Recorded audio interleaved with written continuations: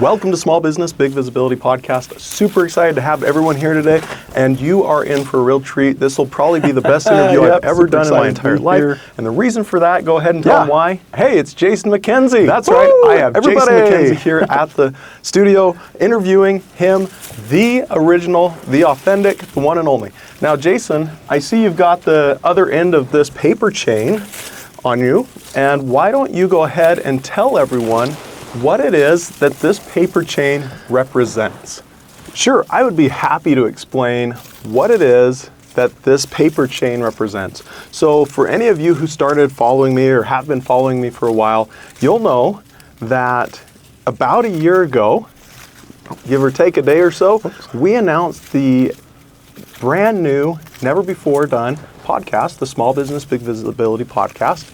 And on that announcement, I had this paper chain, and I explained to everyone I was committed to producing 260 episodes of the podcast. And so each link on this chain represents one episode of the podcast. So this is episode 260 of the podcast, so the very last chain that I'd committed to.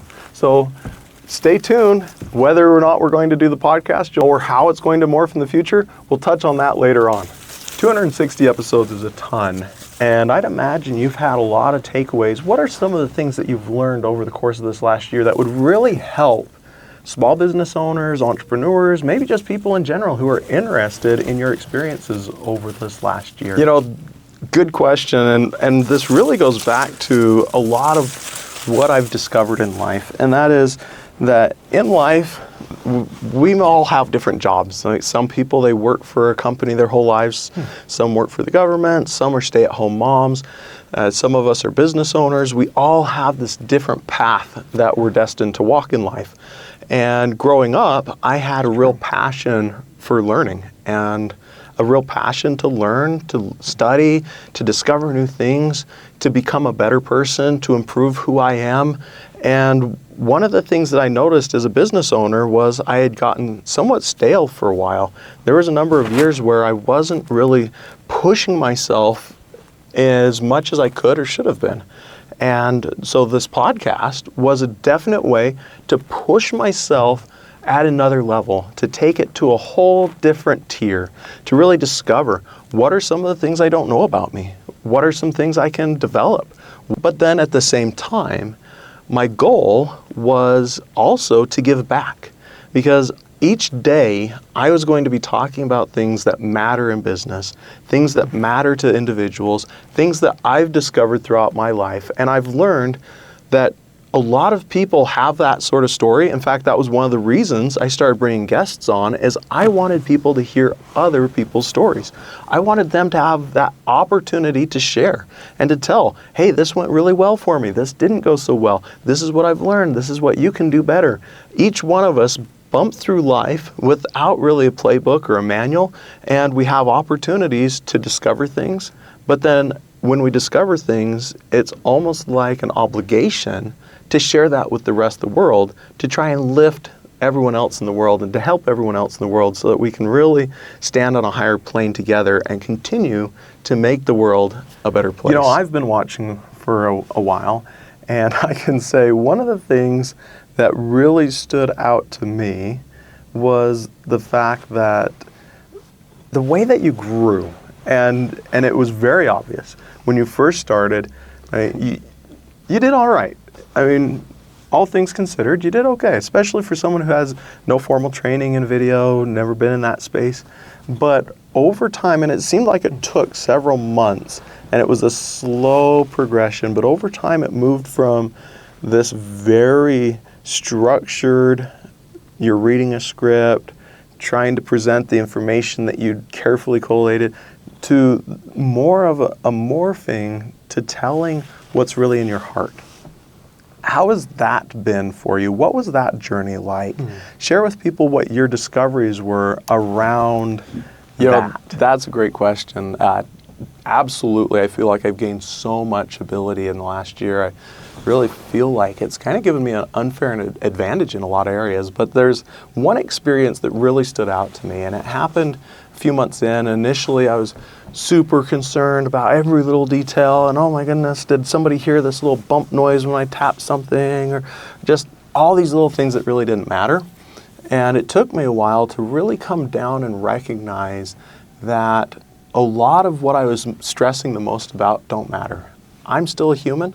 Everyone watching this, almost, is human. We're getting more and more bots that are watching my videos, apparently. I don't know, maybe it's a thing.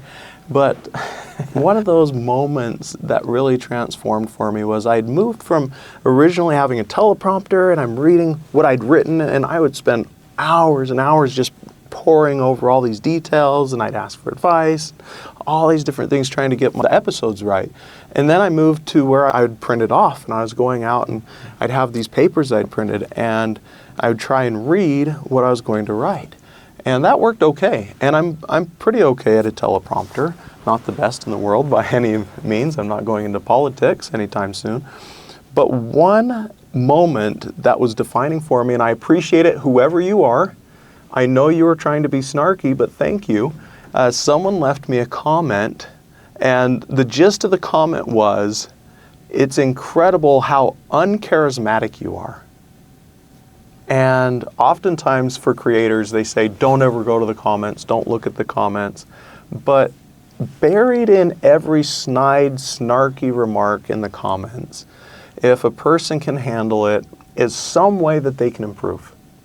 And for me, when I looked at that comment, I thought, they are absolutely right. I am so worried about coming off exactly right and having everything exactly perfect and saying exactly the right words and never saying or pausing or being anything like that. I was so concerned, so scared that I'd forgotten to be myself. And the number one way that someone can be charismatic is to be themselves.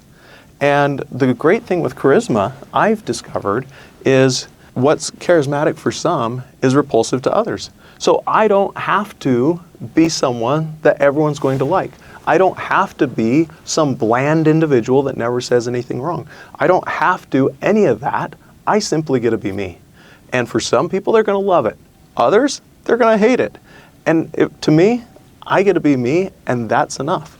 And when I made that switch and started moving away from the note cards, away from the prepared scripts, away from the teleprompter, and just really sharing some of my stories, experiences, the things that I've heard, the things that I've seen, what works, what doesn't work, it was a very freeing moment.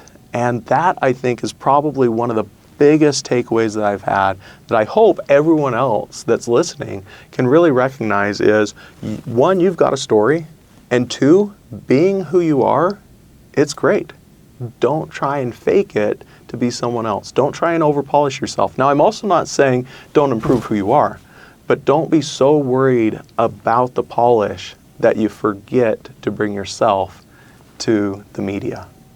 I love it. That is a powerful message, something that hopefully everyone in the world can learn. Now, big question, and we teased on it a little bit earlier, but are you going to continue doing the podcast? Is it going to end? Is it going to change? What's that going to look like? Great question. And one thing I can say is I've learned a few more things that I'd like to share. One is that if we don't have a plan, then we just kind of sail wherever. And that is not where we want to be in life. And I had a plan to do 260 episodes, and I did it, and I'm really grateful for that. Am I going to stop? Not for the foreseeable future. I'd imagine at some point in the future, we'll readjust a little bit, retool. Podcast may look differently in the future, but for now, I have enjoyed this enough that I want to keep going. I really do. I want to continue to produce podcasts Monday through Friday, 5 days a week, and they'll probably continue to be short episodes for the most part, with interviews happening mostly on Friday. But for right now, it's going to continue. So all you lucky folks that thought that you wouldn't get your Jason fix each day, you're in luck. It's going to continue. Well, there we go, folks. There you have it. So be sure to tune in again on Monday. We'll have another episode for you. And this has been another great episode, probably the best episode ever. Again, I got to interview Jason Mackenzie. What a great opportunity for small business, big visibility. And Jason, how would people find out more about you? No, I'm just kidding. Everybody knows how to find out more about you. Thanks, everybody. Tune in again on Monday. So I just have to say before I quit that this has probably been one of the weirdest things I've done for the podcast in general, but specifically it's hilarious because there's a window right behind me. And so people can see this chain, which looks a little strange, and then they can see me talking to an empty chair next to me. And then if they look at the right moment, they see me switching between shirts, and it's absolutely killing me. I'm sure everybody out there is wondering, what the heck is Jason doing?